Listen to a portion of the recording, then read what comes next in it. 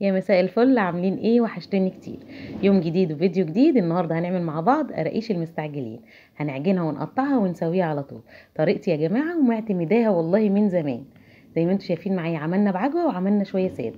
نقول بسم الله ونصلي على الحبيب، اللهم صل على سيدنا محمد وعلى اله وصحبه وسلم. معايا كيلو دقيق او كيلو طحين زي ما بتقول عليه عندكم. اهم شيء يكون دقيق متعدد جميع الاستخدامات. معايا معلقتين كبار من السكر، معايا رشه ملح، معايا معلقتين كبار من السمسم وممكن تستبدليهم بينسون او شمر لو حابه، ومعايا كيس بيكنج باودر اللي هي خميره الحلويات. هقلب كل المواد الجافه دي كلها مع بعض. في مقادير اسهل من كده؟ لا، ولسه هتتفاجئوا بقى. هنعملها بزيت مش هنعملها بسمنه. كوبايه من الزيت وحوالي 3 معالق مساح كده من السمنه. خلاص. القراقيش يا جماعه بتتعمل بزيت، ما بتتعملش بسمنه. حطي للكيلو دقيق كوبايه زيت، وممكن تحطي معلقتين سمنه وممكن ما تحطيش خالص، براحتك خالص. انا حطيت كوبايه زيت، 3 معالق من السمنه، وهبس بقى الدقيق بتاعي بالسمنه بالزيت كده، والثلاث معالق السمنه هبسهم كويس لغايه ما الدقيق ما يبقى معايا عامل زي الرمله المبلوله. خلاص. خلاص. هتتفاجئوا معايا برضو، انا مش هعجن القراقيش بلبن، هنعجنها بميه. نسيت اقول لكم ان انا حطيت 3 معالق لبن بودر. خلاص. لو مش متوفر عندك ممكن ما تحطوهمش، بس انا عشان عجنت بميه حطيت 3 معالق لبن بودر. بسيت الدقيق كويس جدا زي ما انتم شايفين. بصوا بقى معايا عامل زي الرمل المبلوله. وهنعجن ميه من الحنفيه، مش هقول لك ميه دافيه. ليه يا ناديه ميه من الحنفيه؟ طبعا انا مش هخليها تختمر، احنا هنعجن ونقطع على طول. ميه من الحنفيه، ما تقلقيش. جربيها وقولي لي ايه رايك. والله العظيم دي طريقه وهتعتمديها ان شاء الله، مش هتعملي غيرها. كوني مستعجله وعايزه تاكلي قراقيش او عايزه تفطري، هتقومي تعجني وتعمليها طازه وتفطري بيها. هفضل بقى الم العجينه كده بالميه. العجين بتاعي او كيلو دقيق اخد معايا بالظبط مجين من الميه زي ما انتم شايفين كده، دول مجين ميه. خلاص. ممكن الدقيق بتاعك ياخد اقل، ممكن ياخد زياده. زي ما قلت لكم، في دقيق بيحب يشرب سوائل وفي دقيق ما بيحبش يشرب سوائل. خلاص كده هلم العجينه كويس. وتعالوا بقى نجيب المفرش ونديها حبه كده على الرخامه. افتكر اي حد غيظك، اي حد مضايقك، حطي غلك كله في العجينه. اللهم صل على سيدنا محمد وعلى اله وصحبه وسلم. بتمنى اللي وصل معايا لغايه هنا حطوا لي لايك يا جماعه بالله عليكم، ودعموني باللايك. بشحت منكم اللايك. خلاص. كده خلاص انا عجنت العجينه وزي الفل قوي، سويت الدقيق كله. تعالوا بقى ناخدها على الرخامه نديها حبه عجن حلوين كده محترمين. بصوا قوام العجينه وملمس العجينه معايا، اللهم بارك، كده حاجه طريه كده زي الملبن. خلاص.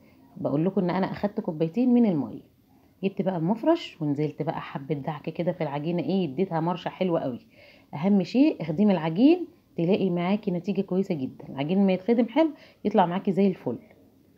بس كده خلاص عجنته. هلم بقى العجينه وتعالوا بقى نقطع القراقيش. هبدأ معاكم شوية في السادة الأول. هقطع بعملها على هيئة رول كده، علشان اللي ما بتعرفش تقطع. أنا مرضتش أعمل كمية كبيرة، يعني حتة عجينة كبيرة وأشكلها. بدأت معاكم بحتت صغيرة بالنسبة للمبتدئين يا جماعة. عايزة تشيلي من الأطراف كده وتسويها بالسكينة زي ما أنا بعمل، تمام زي الفل. عايزة زي ما أنا ما فردت وتقطعي على طول، كلها هتتاكل مش هتقول لأ. بس كده خلاص حلوة قوي. بقطعها بقى أو بسكينة وابدأي قطعي.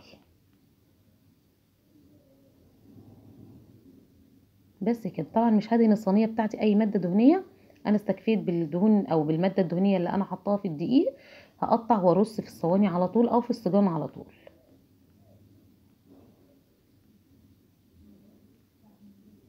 بس كده. كان عندي بقى كام حته عجوه كده كانوا فايضين من الفطاير اللي احنا عملناها محشيه عجوه، كنت شايلاهم في الفريزر وطلعتهم.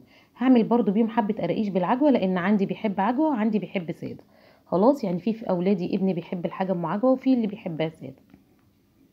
بص بقى، قسمتها برضه اهي وقطعتها كده، شكلها حتت صغننه. قطعت تقطيع اللي يريحك.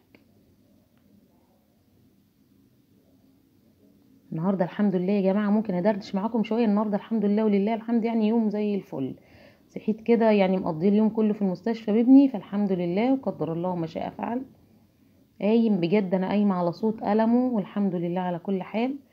ادعوا له بقى دعوه حلوه من قلبكم، ربنا يشفيه ويعافيه ويشفي مرضانا ومرضى المسلمين، اللهم امين. بصوا بقى، دي العجوه اللي كانت عندي انا، كانت فايضه من الفطاير اللي هي الفطاير اللي انا كنت حاشيها عجوه. المفروض انا كنت طريتها شويه، لو مثلا بمعلقه سمنه او كنت طريتها بمعلقه لبن على البوتاجاز. بس انا بجد زي ما بقول لكم، النهارده انا مش مركزه خالص، يعني مودي النهارده مش مختلف خالص خالص. فعملت بقى باستعجال كده علشان قلت ايه يبقى حاجه في البيت، يعني ابني تعب، رحت بيه هنا رحت بيه هنا، يبقى في حاجه حتى ياكلوها عقبال ما اروح واجي واعمل لهم اكل وكده. بس خلاص زي ما انتم شايفين، فردت الاول العجينه وحطيت حته العجوه في النص كده وبدات اساوي، وبعد كده هقطع واشكل العجينه، وبططي عليها بايديكي وبعد كده هشكلها. بصوا يا جماعه، انا علشان التصوير انا بعمل واركن الصواني، اما بقى لو مفيش تصوير انا بقطع وادخل الفرن على طول. بس انا بخلص الاول واوريكم الكميه كلها، الكيلو قطع معايا قد ايه، وبعد كده هقعد اسوي خلاص.